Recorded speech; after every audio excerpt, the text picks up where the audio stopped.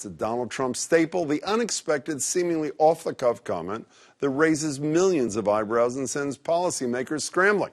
The president has used this MO on immigration, terrorism, and now the Middle East peace process.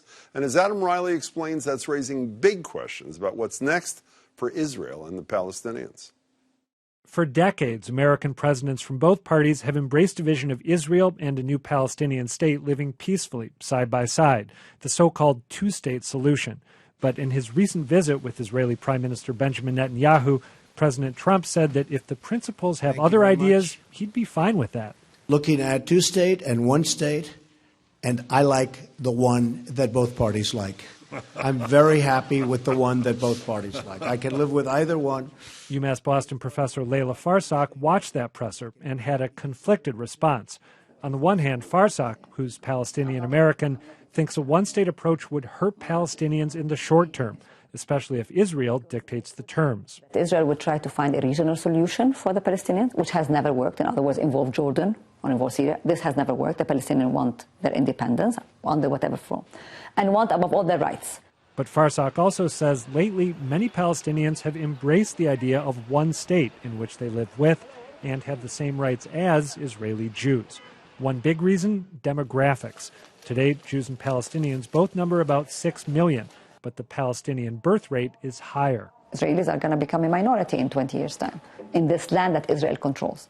What's going to happen if only the Israelis have democratic rights? Which is exactly why Shana Wasserman found Trump's comments so troubling. We cannot live in a one-state reality. There is no solution there. Wasserman is the New England director of J Street, the progressive Jewish advocacy group. She says the one-state approach would either destroy Israel's Jewish identity or extend the mistreatment of Palestinians in perpetuity. If you look at in the occupied territories right now in the West Bank, Palestinians are not citizens. They do not have a vote. They do not have equal rights. That just cannot continue. The good news, Wasserman says, is that right after Trump made those controversial remarks, his own administration seemed to walk them back. The following day, the U.S. ambassador to the UN reiterated the U.S.'s long-term policy of supporting a two-state solution. Which might clear things up, but only if you think Nikki Haley knows the mind of Trump better than Trump knows himself. There's one more scenario to ponder, a Nixon goes to China situation in which Trump leverages his pro-Israel credentials to make a two-state deal. Layla Farsak isn't optimistic.